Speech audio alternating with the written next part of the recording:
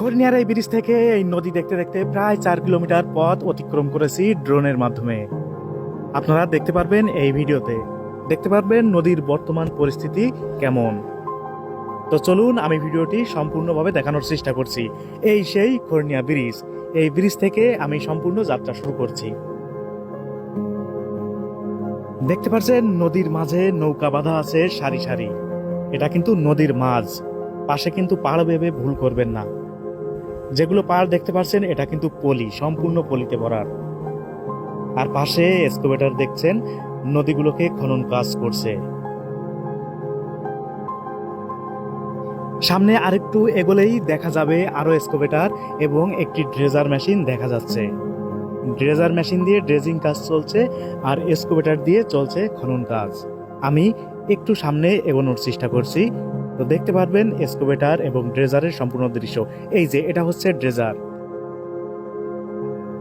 ড্রেজারের মাধ্যমে চলছে ড্রেজিং কাজ, অর্থাৎ পলি অপসারণের কাজ চলছে ড্রেজিং এর মাধ্যমে। আর ওই যে একটা দেখা যাচ্ছে ভাসমান এক্সকাভেটর, ওটা চলছে খনন কাজ। দেখতে পাচ্ছেন কেমন ভাবে চলছে। এখানে কিন্তু একদমই পানি নেই, নেই বললেই ভুল হবে, সামান্য আছে। আপনারা দেখলে বুঝতে পারবেন এক্সকাভেটরের যে ডানা আছে, ওই ডানা বা যাই বলেন না কেন, ওটা পানিতে দিলেই আপনারা বুঝতে পারবেন যে কতটুকু আছে। এক্সকাভেটরের বাকেট এই যে পানির ভিতরে দিচ্ছে। এবার দেখুন সম্পূর্ণ আপনারা দেখতে পাচ্ছেন যে এখানে পানি কতটুকু আছে আর পলি কতটুকু আছে। আর বাকেটে দেখবেন সবই পলি, কিন্তু এই দেখুন সবই পলি, একেবারে ভরাট।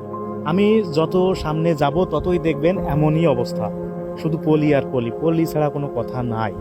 সুপ্রিয় দর্শক, আমি স্পষ্টভাবে বলতে চাচ্ছি বা আমি বুঝতে চেয়েছি বা আপনাদেরও বোঝাতে চাচ্ছি, যতই খনন কাজ করি না কেন আমরা, তো টিআরএম ছাড়া এর কোনো বিকল্প পথ নাই। কারণ এই কত পলি সরানো হবে আর কি, সরকার কত সরিয়ে পারবে এই পলিগুলো, অপসারণ কতই বা করবে নাকি। তো দেখতেই পারছেন সামনে আরো একটি এক্সকাভেটর আছে। এমন শত শত এক্সকাভেটর আমার মনে হয় নদী বরাবর আছে। সামনে আরো একটি এক্সকাভেটর আছে, তারপরে দেখা যাচ্ছে আরো একটি ড্রেজার মেশিন দেখা যাবে। আমি এটাকে ধরার চেষ্টা করছি যে কতটুকু বাকেট তলে যাচ্ছে। মানে আমি এইটুকু দৃশ্য দেখানোর চেষ্টা করছি যাতে আপনারা সম্পূর্ণ বুঝতে পারবেন।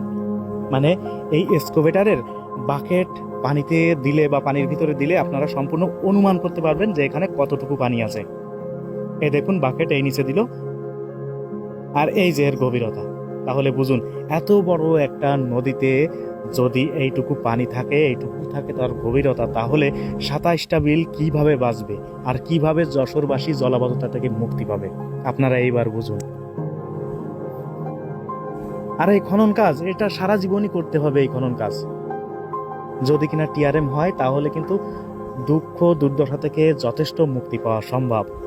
আর এই খনন কাজ এটাতেও কিন্তু কাজ হচ্ছে, কিন্তু এতে কিন্তু আশানুরূপ খুবই কম।